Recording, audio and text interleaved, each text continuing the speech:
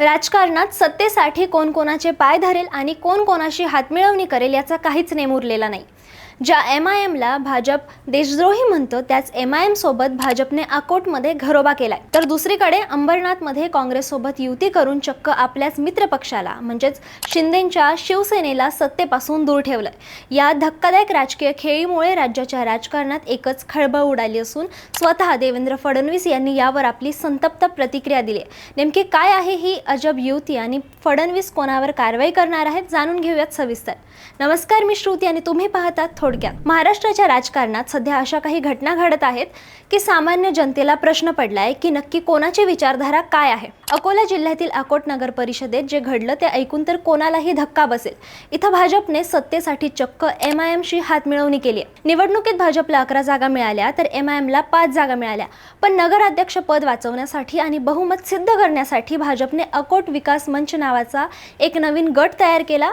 या गटात भाजप सोबत MIM, शिंदेंची शिवसेना, ठाकरेंची शिवसेना, अजित पवारांची राष्ट्रवादी आणि बच्चू कडूंची प्रहार जनशक्ती असे सर्वच पक्ष एकत्र आलेत। आता सर्वात आश्चर्याची गोष्ट म्हणजे आता या सर्व पक्षांच्या नगरसेवकांना भाजपचा व्हीप पाळावा लागणार आहे। ज्या MIMवर भाजप नेते गल्लीपासून ते दिल्लीपर्यंत सडकून टीका करतात त्याच MIMच्या मांडीला मांडी लावून भाजप आता अकोटमध्ये सत्तेवर बसली आहे। दुसरीकडे ठाणे जिल्ह्यातील अंबरनाथ नगर परिषदेत तर वेगळाच खेळ पाहायला मिळालाय।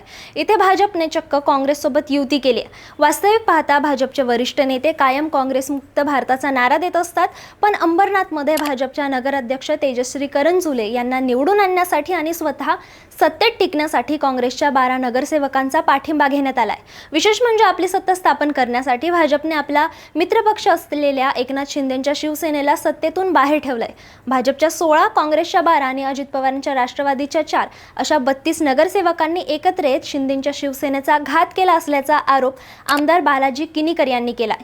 या युतीला शिंदेंच्या गटाने अभद्र युती असं म्हटलंय। या सर्व घडामोडींमुळे राज्याचे मुख्यमंत्री देवेंद्र फडणवीस प्रचंड संतप्त झालेत। एका मुलाखतीमध्ये त्यांनी आपली नाराजी स्पष्टपणे बोलून दाखवली। फडणवीस म्हणाले की भाजपची विचारधारा ही काँग्रेस आणि MIM सोबत कधीही जुळू शकत नाही।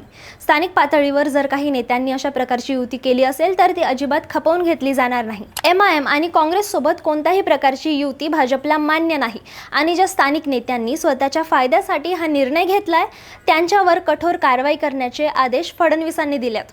फडणवीसांच्या या भूमिकेमुळे आता अकोट आणि अंबरनाथमधील स्थानिक भाजप नेत्यांचे धाबे दणाणलेत। सत्तेसाठी तत्व गुंडाळून ठेवण्याच्या या प्रकारामुळे राजकारणाची पातळी कुठे जाते असा प्रश्न उपस्थित होतोय। अकोटमध्ये 13 जानेवारीला उपनगराध्यक्षाची निवड होणार आहे। तिथे ही विचित्र युती काय कमाल करते हे पाहणं महत्त्वाचं ठरेल।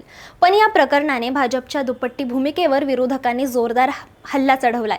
एकीकडे हिंदुत्वाच्या आणि राष्ट्रवादाच्या गप्पा मारणारी भाजप सत्तेसाठी MIM आणि काँग्रेसच्या चरणी का लागते असा सवाल विचारला जातोय। देवेंद्र फडणवीस यांची ही नाराजी फक्त दाखवण्यापुरती आहे की खरंच ते या नेत्यांवर कारवाई करणार हे आता येणारा काळच ठरवेल। अशाच महत्त्वाच्या अपडेट्ससाठी थोडक्यातला सबस्क्राइब करा। व्हिडिओ आवडला असेल तर लाईक करा आणि तुमचं मत आम्हाला कमेंटमध्ये नक्की सांगा।